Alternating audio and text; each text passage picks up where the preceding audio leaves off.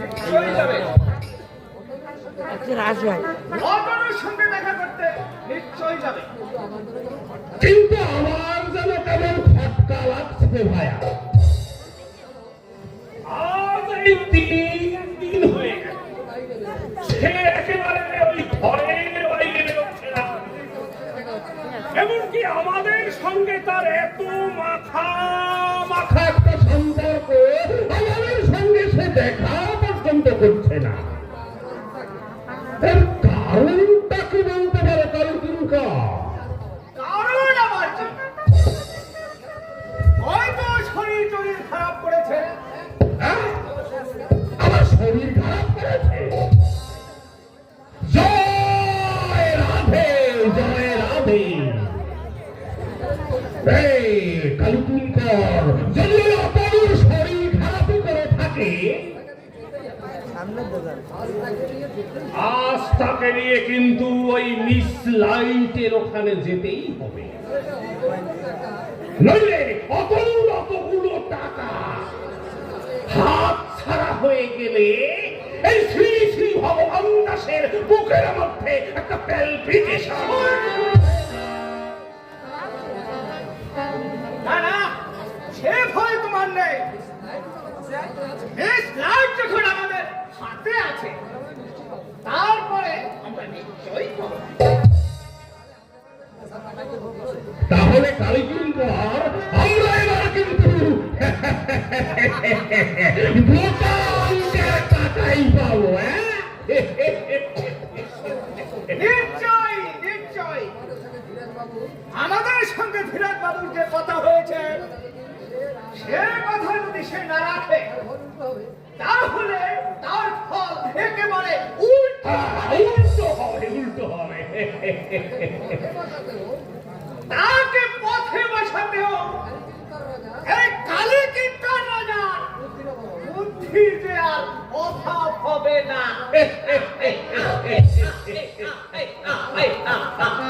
আরে তুমি হচ্ছ একটা ভীমরুলের চাল, একেবারে তোমাকে খোঁচা মারলে রক্ষে নেই।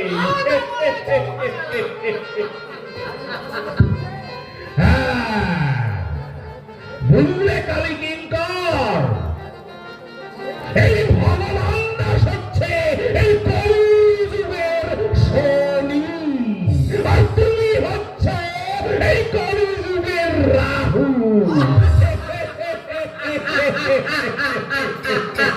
একবার এই রাহু আর শনির কুদৃষ্টি যার উপরে পড়েছে,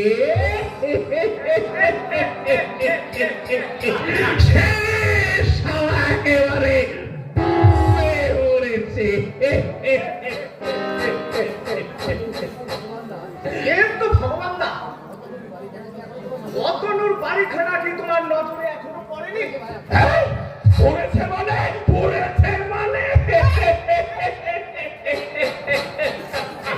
একেবারে আলবাত পড়েছে। বুঝলে কালীকিঙ্কর, তোমার যেমন অতনুর বাড়ির উপরে লোভ হয়েছে, তেমনি আমারও, বুঝলে? তাই আমি মনে মনে ঠিক করেছি, ওই অতনু মুখার্জিকে পথে না বসানো পর্যন্ত আমাদের নিস্তার নেই। আর একবার যদি ওই অতনু মুখার্জিকে আমরা পথে বসিয়ে দিতে পারি, তাহলে ওর বাড়িখানা হবে তোমার আমার, দুজনের সমান সমান। হ্যাঁ, তারপর আমি এখানে ঠিক করেছি কি জানো কালীকিঙ্কর? কি করবে তুমি? একটা মন্দির প্রতিষ্ঠা করব। মন্দির? হ্যাঁ, মন্দির। তাতে পুণ্য হবে, আর ওই মন্দির থেকে কিছু প্রণামী হবে।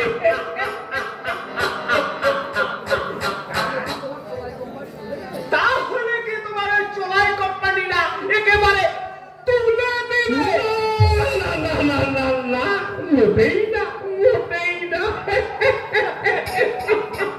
আরে কালীকিঙ্কর, ওই ব্যবসাটাও চলবে আর সবাই মিলে চোলাই কোম্পানির অমৃত সঞ্জীবনী পান করবে আর অন্যদিকে মন্দিরে কিছু প্রণামীও দেবে পাপ পুণ্য একসাথে করে ঘন্ট করে যে প্রসাদ খাইয়ে দেব।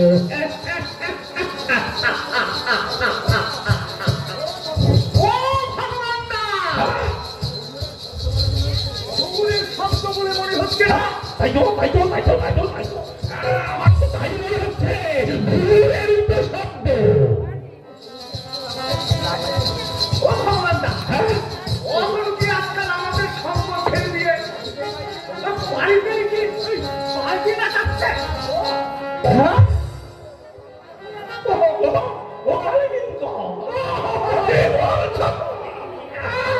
তাহলে যে আমাদের একেবারে আশার মুখে ছাই হয়ে যাবে। ও কথা বলো না তাহলে কিন্তু কথা ভুলে মুখে এলো না। ওই ঘুমের শব্দে ওর বুকের মধ্যে একেবারে হাতুড়ির গা লাগছে। তুমি একবার এগিয়ে দেখো না। আরে তুমি একটা ঠিক করো কালিনী কর, ঠিক করো নইলে আমাদের অনেক সমস্যা আছে, তাই না? যাও কালিনী কর, তুমি ওই জানলার কাছে গিয়ে ডাকো কে। অত ব্যস্ত হয়েও না, আগে সব ব্যাপারটাকে একেবারে বুঝতে দাও, তারপরে দেখা যাবে কি করা যায়। এই, অতনু! অতনু! যাও বাবা, জানলাটা আবার বন্ধ করে দাও। হ্যাঁ? বন্ধু করে দিল। হ্যাঁ, বন্ধ করে দিও।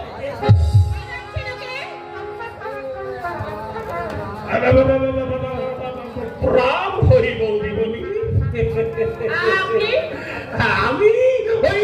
আমি হলাম গিয়ে ওই কলির অবতার শ্রী শ্রী ঘটঘটানন্দ ব্রহ্মচারী তিলক মহারাজের একমাত্র শ্রীচরণের ধুলো, এই কলির দাস শ্রী শ্রী ভগবান দাস ব্রহ্মচারী। এখানে কেন এসেছেন ভগবান দাস ব্রহ্মচারী? আমি ওই এসেছি ওই আমার শ্রীগুরুর নির্দেশে অতনুকে তার কাছে নিয়ে যেতে। তাই নাকি? তা আপনার গুরু ঠিক কোন বাইজির কাছে থাকেন আর দিনে কবতর মাত্র? এই, বলে কি ও কালিকিঙ্কর, বলে কি হে একেবারে সরাসরি আমার গুরু নিন্দে। থামুন! এখানে আর কোনো বুজরুকি চলবে না আপনাদের। দেখি, আপনি আবার এখানে কেন এসেছেন? আরে আরে আরে, বলেন কেন বৌদি? সেদিন অতনুকে এক মদের দোকানদার টাকা পাবে বলে যা ছয় তাই একেবারে অপমান করে দিয়েছে। আমি তখন ওই পথ থেকে যাচ্ছিলাম, দেখে বন্ধুর অপমান আমার একেবারে সহ্য হলো না, তাই তাই টাকা দিয়ে বন্ধুর সম্মান রক্ষা করলেন কেমন? কি করবো? হাজার হোক ওই বন্ধু তো পরের হাতে তার অপমান সহ্য করা যায়? মোটেই যায় না, মোটেই যায় না। তাই তো এখন আমি সেই টাকার তাগাদায় এসেছেন কেমন? তা বলে কি এরকম ভাওতা দিয়ে আর কদিন চলবে? ভাওতা মানে ভাওতা মানে বুঝলেন না? সেদিন যেমন পাওনাদার সেজে এই বাড়িতে এসে আমার গলা থেকে হার খুলে নিয়ে গিয়েছিলেন, আজও এসেছেন তেমনি ভাবে অন্য কোনো কিছু বাজিয়ে দিতে। বেশ তো, আমার কথা বিশ্বাস না হয় ওই অতনুকে ডাকুন, একেবারে সত্যি মিথ্যা সামনাসামনি।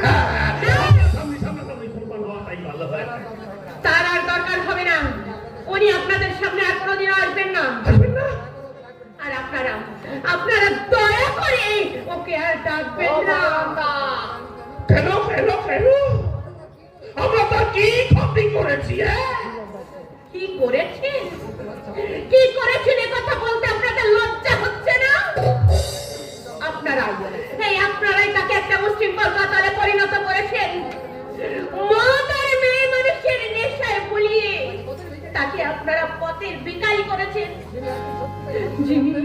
যিনি একদিন সত্যিকারের একজন ভালো মানুষ হতে পারত, তাকে আপনারাই তাকে অমানুষ হিসাবে তৈরি করেছেন।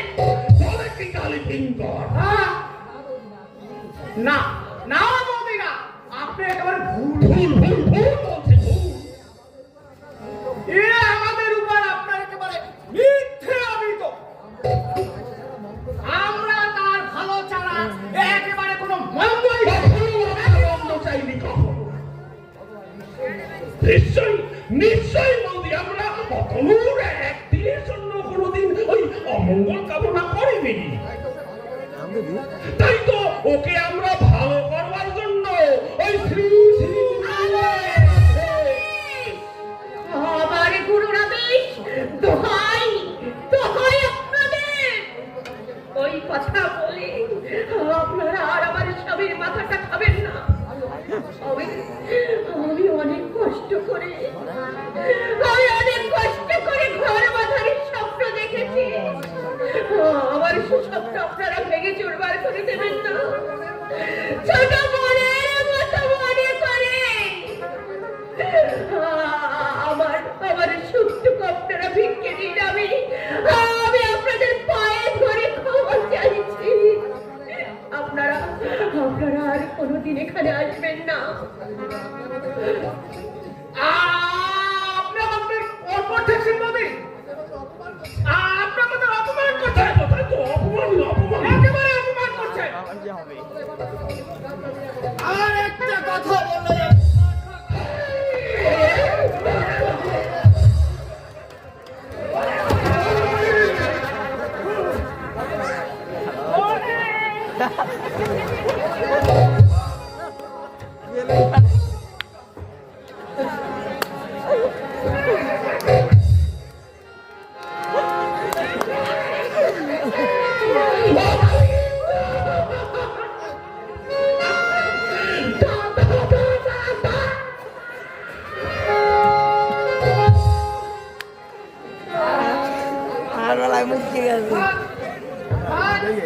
জানি ম্যাডাম বেলুন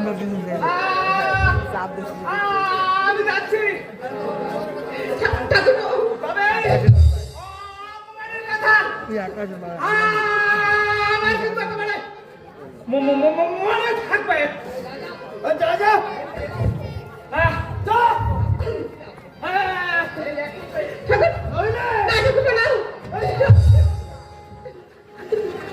বুড়িয়া লাঠি ধরে পারতেন সাংঘাতিক শয়তান রে বাবা।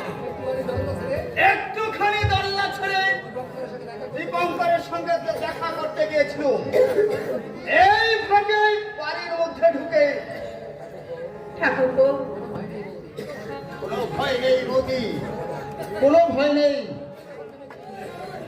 যুদ্ধে যখন নেমেছি জয় আমাদের হবেই। কিন্তু ওরা যদি আবার ফিরে আসে, সে চিন্তা তোমার করতে হবে না বৌদি। তুমি উপরে গিয়ে নাচে গানে দাদাকে ধুয়ে রাখার চেষ্টা করো, আর আমি চললাম এই রমদা নিয়ে। যদি সত্যি ওরা আবার ঘুরে আসে, তাহলে আমি ওদের বাবার নাম ভুলিয়ে দেবো। সবল মারতে না পারলেও খোঁজ করতে পারবো না, খোঁজ করতে